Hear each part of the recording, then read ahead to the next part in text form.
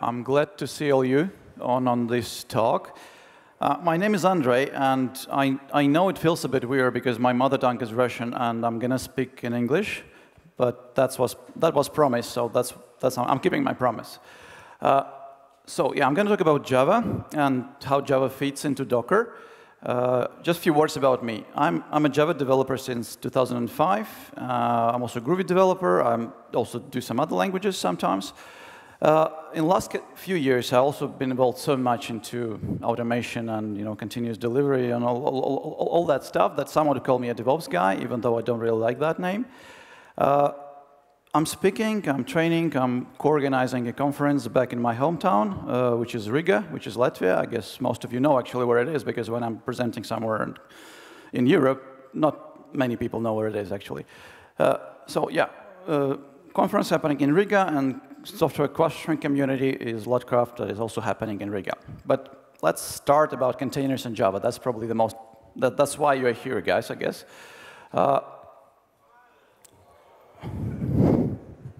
It's too bright for you? Yeah, that's Java, that's the light. So yeah, the first thing that anyone who would try to use Docker and Java inside Docker would try to answer the question, how do we get Java into Docker? And of course, there are ready-made images. Of course, Docker Hub is full of different versions. But the first question is, can you publicly distribute Oracle Java as a Docker image? What do you think? No, you can't. You can't because license. Because Oracle asks you to accept the license before you can download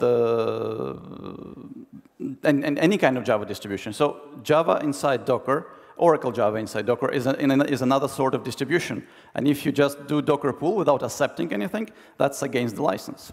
That's why you actually, yeah, that's something you have to do when you download Java from Oracle side. The same thing you kind of have to do also when you pull Java from Docker Hub. And the funny thing is that actually there is an image in Docker Hub called Java Official. Or is it really official? Seriously? Oracle official Java image? Actually, not really. It's not coming from Oracle, and actually it's coming from Docker guys themselves, so some of the community guys who are supporting public images for various programming languages. And if you try to pull that image, you will get OpenJDK, obviously.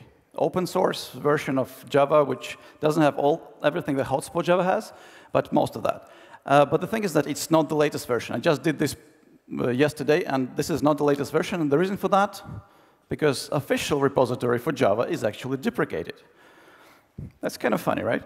And what they basically say is that it should be replaced with specific versions of Java, like OpenJDK. So if you really want to get the latest publicly available version of Java, which is going to be OpenJDK, you have to specifically say that. It's going to be OpenJDK Java. Otherwise, you will get some old stuff, or maybe eventually it will be removed at all from Docker Hub.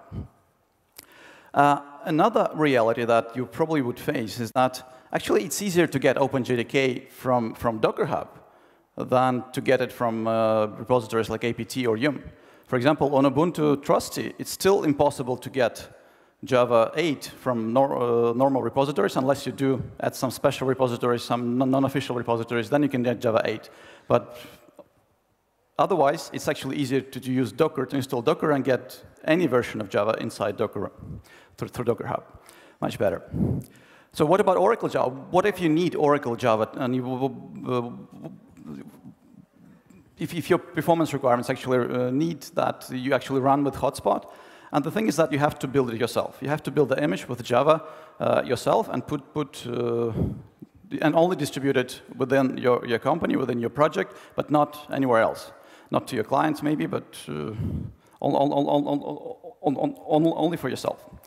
Or alternatively, actually, something that exists for already a year, that's kind of funny as well, because if you'd look at this GitHub repository, a year and a month ago, Oracle didn't even have GitHub account. Now they have, and the first thing they added to GitHub was a set of Docker files to build images for Oracle Linux, Oracle Java, Oracle WebLogic. This repository is now like 1 year old, and actually it is a source for container registry oracle.com, from where you can get official Oracle Java images. The problem is that you still have to accept the license. Just, the fine print there says you have to acknowledge that you actually read the license.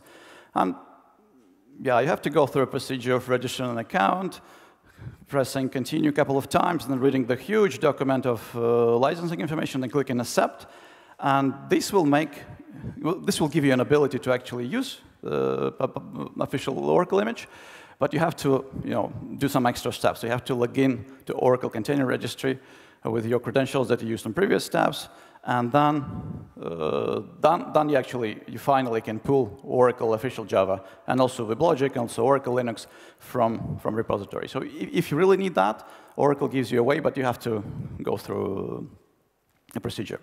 If you don't want to go through this procedure, which actually is not that hard to go through that, but you still have to, every time you need Java on your Docker host, you have to go to actually quite slow Oracle repository. Are there any alternatives to that? Well, again, build it yourself, of course. Or as another alternative, JDK that you can take use of is a company called Azul, actually offering a certified OpenJDK build. And they also offer free extensions that basically add features that are missing from OpenJDK, and that makes it pretty much on par with Hotspot. You can get you can get Zulu built without those extensions in form of Docker image, but you can't really get it with extension. Again, I have to build it yourself in some way. I haven't tested that myself yet, but it really looks promising at this point.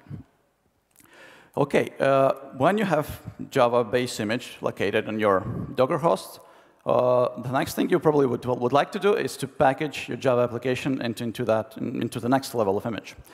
And we will know kind of that what is the promise of Java. We write it once, we run it anywhere, and that's kind of is still true. Plus, we get also the backwards compatibility, so we can still run Java 1.1 code on pretty much on any host where Java is. And people will probably ask, why do we need to actually put it in Docker? And in some cases, I would say probably you don't. And we will see some other limitations in a few minutes. I had one story. One guy asked me, he really wanted to use Docker. And he actually, the infrastructure that they had Windows servers. So at that point, it was like a year ago, there still was no really Docker available on Windows. So he said, I really want to use Docker. So on my Windows server, I will install VirtualBox. I'll put Docker inside that, and then I put my Java into a container, then I'll run Java inside that. I said, why would you do that? You already have your fed application that can run as a separate jar. Why do you need all these layers? And you don't overuse that. What Docker is kind of offering, and that would make sense if you have some kind of if the variety of applications you develop actually is bigger than just Java, then of course Docker makes sense in that setup. And the promise of Docker is basically that we package once and deploy it anywhere. And obviously it's not fully true, because if we have Linux containers, we will only be able to run them on Linux hosts. The same is true now for Windows containers. If you have Windows containers with Java, you can only be able to run it on Windows hosts, unfortunately. So it's not really the same as Java promise, or original Java promise. But given that most of the target environments, at least with the ones that I work, actually are Linux environments, actually it stands more or less. So the simple Docker flow that I guess most of you probably are familiar with is that together with our code, we can commit some Docker files that will build our code, plus we'll build our environment for running that code inside production or test environments. And then we put in version control. We have the build server that will eventually build an image and push it into Docker registry. And from Docker registry, our environments will actually, or our orchestrators will pull those images and run them for different purposes.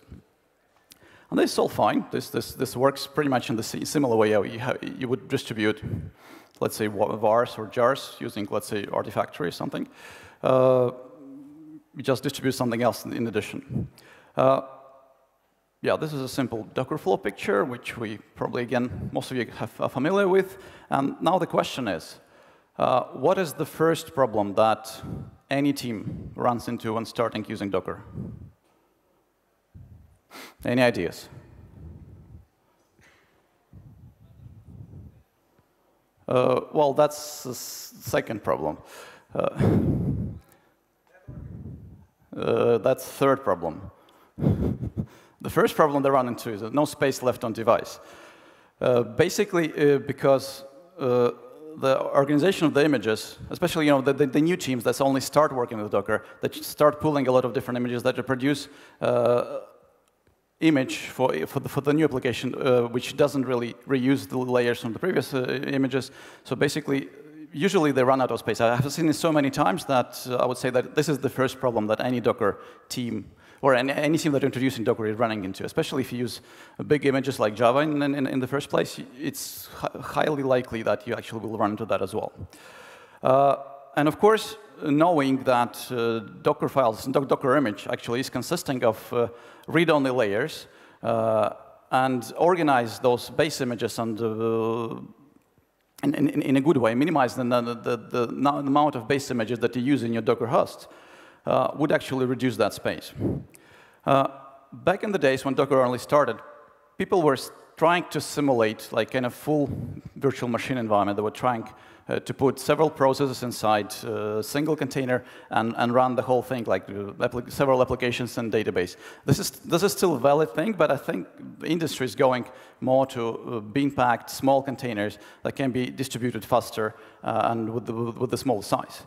And of course, these kind of things, for example, GitLab is distributed like that, which is handy for GitLab, but not really handy for if you want to distribute on different components. What you can do with Java is basically there are several base images for, let's say, Tomcat, WebLogic, and some like application containers that was the way to do deployments with Java before a few years ago. And what you can do is you can give that container through a volume. You can share a var file, a YAR file, or jar file, and make that container to run it for you. So it's going to be kind of container in a container in a way.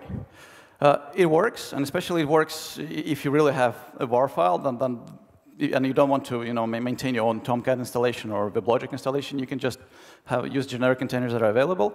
But I think the industry is going more to having application per container. So basically no G2E servers, no Tomcats, no WebLogics. Just put the app and run it inside PID1 as the main process. This puts some implications, and also gives some possibilities on top of that. So what you would potentially want from your Java app, especially if you're using some frameworks like I don't know, Play, Redpack, or Spring Boot, you would do something like that. So you will create a fat jar and put it inside a container. That's going to be your app. And the only thing you will need to run is just run your normal Java command. So no complex configuration, no complex deployment procedures, just package it and run it. OK, let me show you quickly some demos of this code that can, well, of course, I selected the most famous application that probably most of you know. It's Pet Clinic. And I'm going to show some ways of deploying that I'm sorry. Do you see the screen? Cool. So I'm going to 03 Pet Clinic. The first way I would like to build is kind of dummy way. Actually, I'm calling it more like a Ruby way of doing things. When we have this, when we have this, make it bigger. So this is a Docker file that builds our image with our application, and it's using only Maven. So it's actually running Maven inside this inside the image where we're built application, and we're also using Maven to run our application. This is possible. This works, and this is pretty much how Python and Ruby environments actually are distributed, because you push everything into your running environment is your build environment at the same time. And if I will try to build it now, let's say I will do it like this, 0, 1. This is building Maven image. And it's going to take some time, because it's going to re-download some stuff every time it does the build. And I do have internet. I should have, yeah.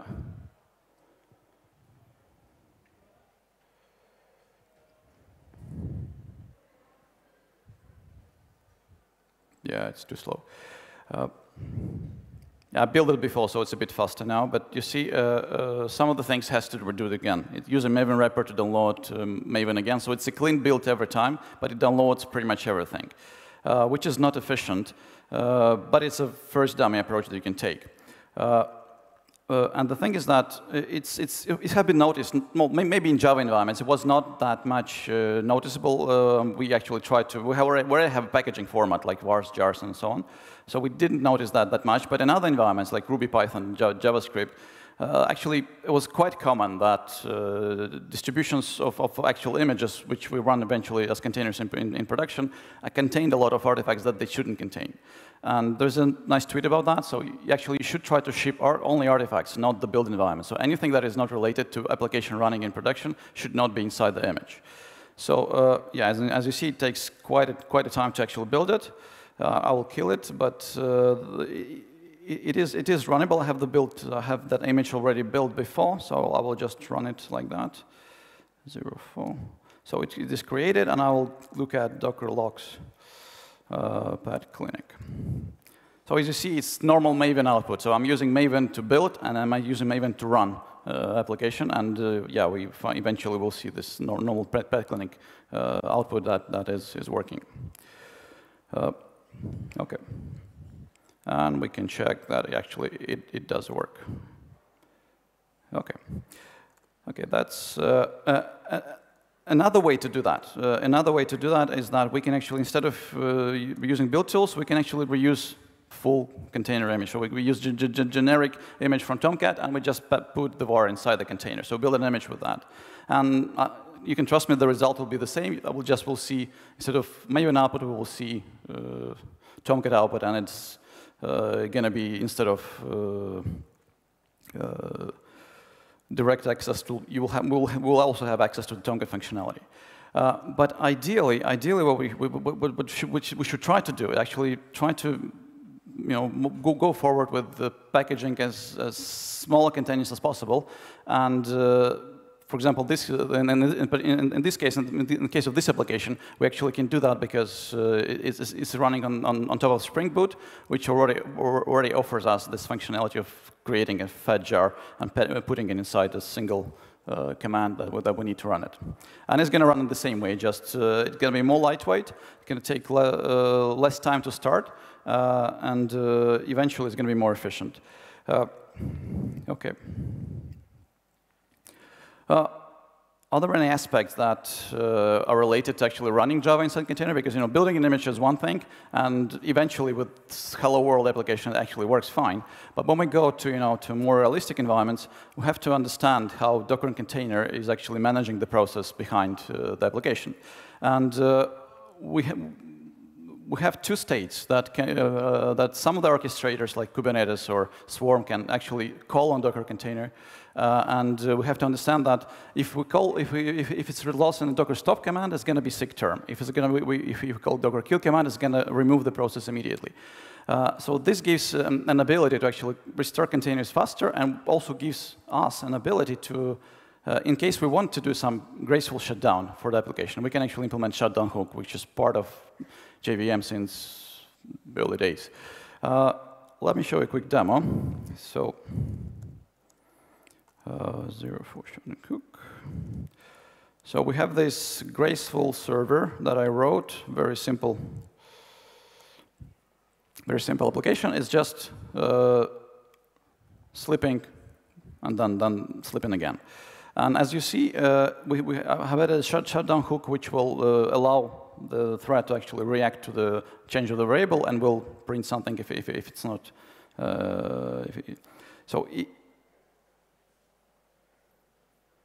if I run the server, so it's running, we can see that Docker PS, we can see that Graceful is running. And if I look at Docker logs of Graceful, I will see that it's started, so it's slipping. If I go and stop Graceful, we see that it's taken a couple of seconds because there was the timeout. And if I look at the Docker logs, I will see that actually it exited nicely. If I run it again, and I will instead do Docker kill, and then the logs will be, it just started, but when we have no containers running for which are named Graceful, only Pet Clinic.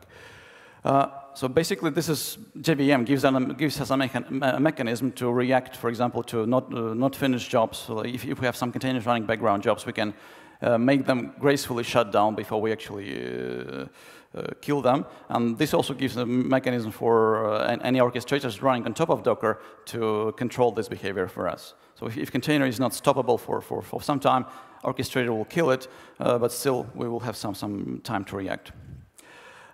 Another thing that JVM has is good and bad at the same time, because if you think about what JVM was originally designed for, it was designed to run pretty much alone on the machine.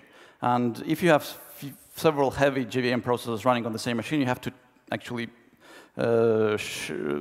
carefully configure the resources between them.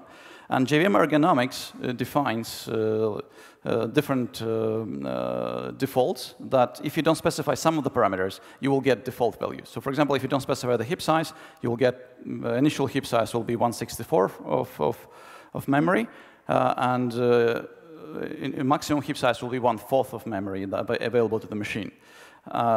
And it will also use throughput garbage collector and server runtime.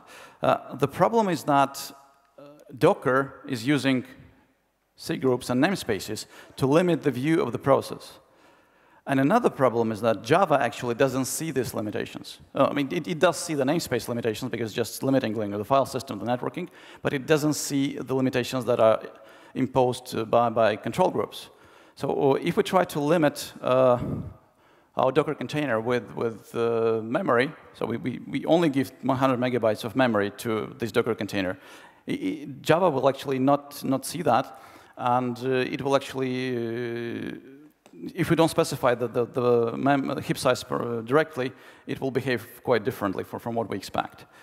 And of course, we also know that Java heap is not the only memory area that contributes to Java memory usage.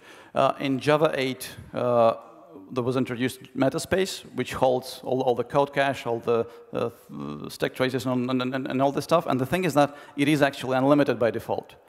So if you don't put the max metaspace size when you run something in your containers, it's quite possible that you would actually run out of memory at some point, because actually it is allowed. If you don't put limits, it is allowed to use all memory of the actual host.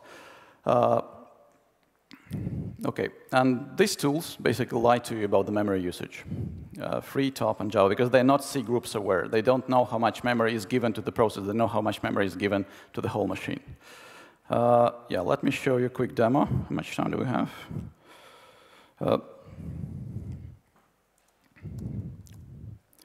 If I go to 05C groups here. So if I run this, so I'm running free inside Java. And if we run free on my host machine, we see that we have 4 gigabytes. If I run it inside a container, it will also be 4 gigabytes. And if I put some limit, like here, like 100 megabytes on the container, Java still, the tool inside the Java image actually still reports that we have 4 gigabytes of RAM available. And that's kind of problematic. The thing is that something is, well, it is recognized as a problem, and OpenJDK team and Oracle team is trying to solve it. So actually, the issue with managing the memory limits from C groups, getting the memory information from C groups, is kind of fixed, but it's going to be available in version 9. And maybe it will be backported to some of the versions of Java 8, and these are not even available for download. You have to build them yourself if you want that. Yeah, if you're really into OpenJDK code, this is how this small fix actually looks like. Another thing that JVM ergonomics defines that how many threads we actually have, and most of the application frameworks like Redpack, Vertex, and some others, they base decisions on the default number of threads based on the number of CPUs. Also, G threads, also GC threads, usually are based on the number of CPU cores available to the machine. And again, if we try to limit our container to run on a single core, Java will not see that. And it's probably not a problem for serverless frameworks where you have one thread per request, but it is a problem for frameworks actually with trying to use one thread per core and do some work and more efficiently. And the thing is that most of those libraries actually rely on this API, which exists for a long time, and it actually lies to you. So if I try to, well,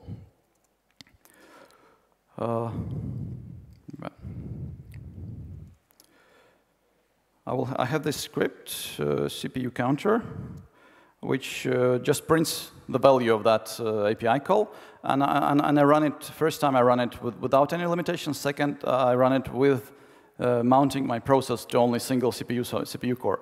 And the thing is, both of them will output 2, because this virtual machine has 2. And this is the number of cores that machine has in general. And the problem is that this is also being fixed, and also in version 9. And it will also be backported to some of the older versions of Java 8. But something that puzzles me is that this issue was created in 2007. It's like 10 years ago. Why haven't you fixed it yet? Anyway, yeah, it's going to be backported at some point. Also, I just found this library, which may be some sort of solution to other libraries that can actually read C group information and use it instead of relying on what JVM provides you. OK, how much time do I have? 15 minutes, that's a lot. Actually, I wanted to show you one more thing with the memory. So I have this simple application, memory eater Java, which basically allocates very huge random strings and puts them into array. So it's eating memory. Nothing fancy, just to show.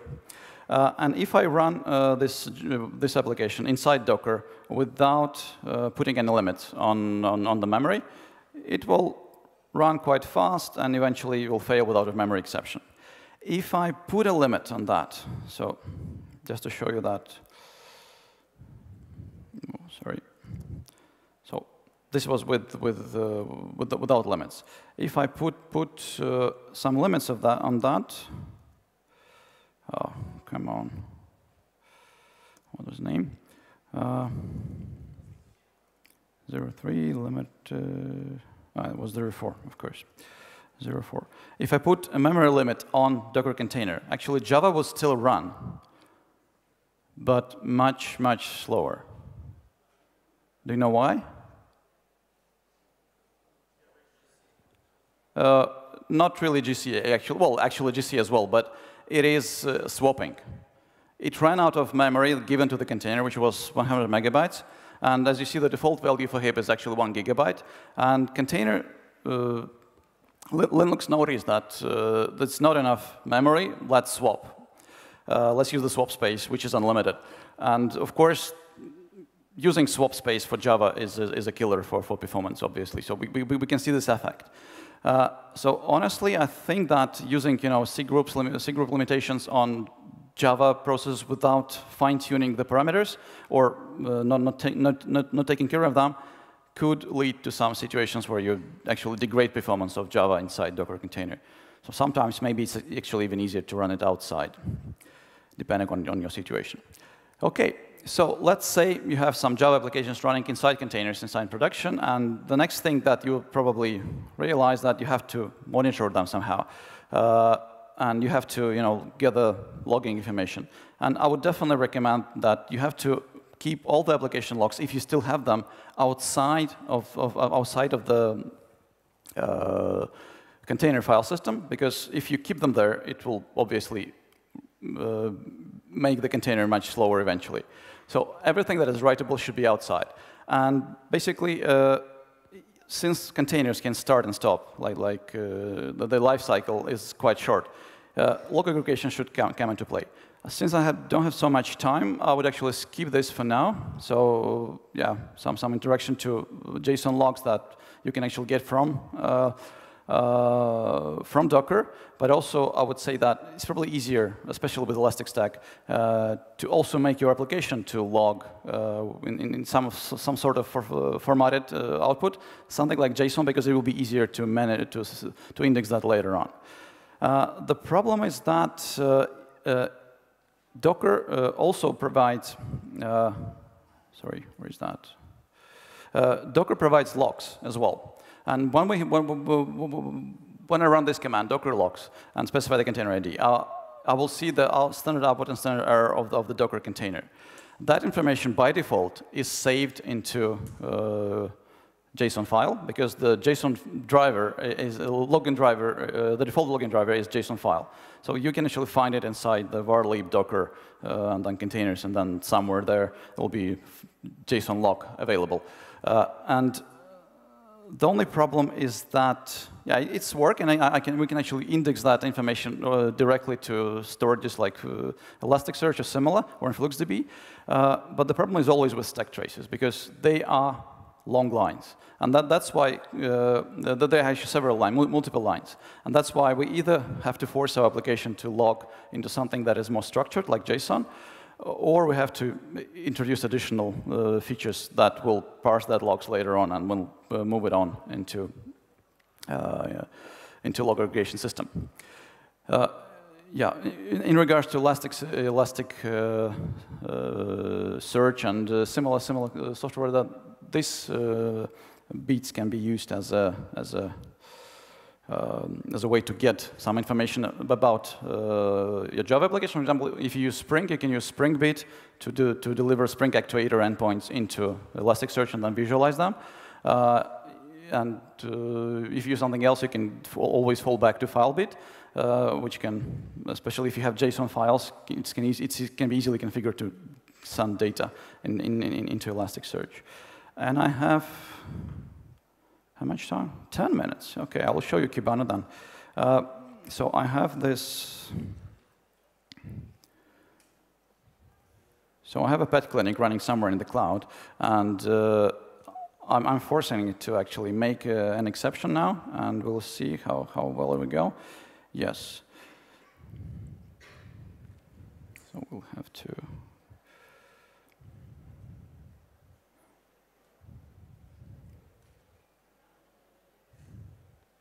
So we can see that stack trace actually is displayed somewhere. Should be. Yeah.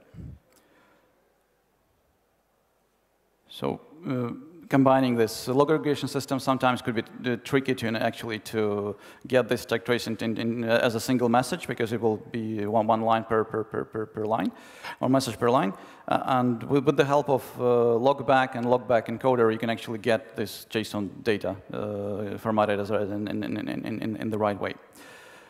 OK, summary. So of course, most likely you have to build your own base images for Java, and maybe for all your additional configurations. It makes sense to actually plan your image hierarchy as soon as you can, because this will reduce the size of the deliverables and reduce the overall usage of the disk space on Docker hosts.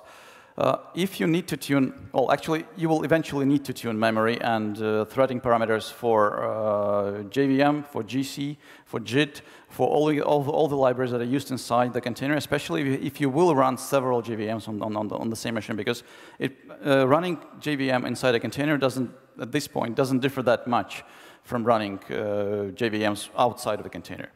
And definitely Java 9 is coming, and we have more support there for C groups, which will probably make Java 9 ergonomics more ready for containers. And obviously, take care of log aggregation because containers' life actually is short. You would appreciate that, especially when containers are removed sporadically. So some more stuff. So some of the code examples I have published on GitHub. You can take a look at them. Some books that may give some simple introduction to Java. Those are free books into Java and containers in general. Some references to more deep material on JVM and Docker. I will publish the slide right after the talk. Yes, and if you want to follow what's going on with those issues, these are the links for them. And that's basically it. Thank you very much.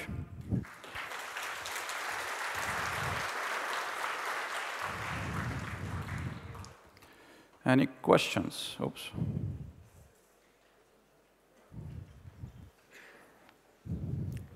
No.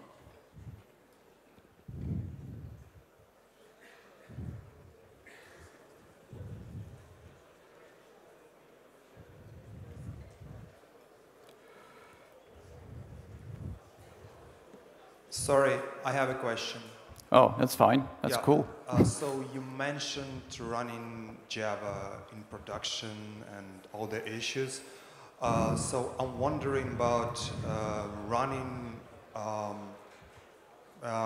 using containers for continuous integration with Java. Mm-hmm. So what are best practices in that case? Well, mainly for running tests. Do you mean for running tests or for running actual production? Because running tests. Well, and in this way, I would still build using the same tools. So actually, in some of the examples I've shown, actually, I was using Maven image to actually build without even installing Maven. I was using Maven image to actually run everything, and this is. I would try to isolate the test state. So I would run the whole test suite inside a container.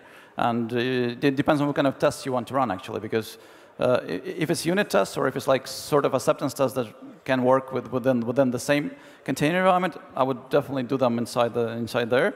But if it's like acceptance tests that actually should run against running front end, it's still possible to run something like Phantom.js inside a container against the other containers actually running the web app and have some feedback there. Also, the performance tests could also be run in the same way. So we basically provision the environment with some scripts and start several network of containers, and then we run a network of performance drivers that talk against that performance against the test environment. So actually, we reproduce the whole set of containers just for testing. And then when we're done, we're just killing everything and. Yeah, is it answering your question?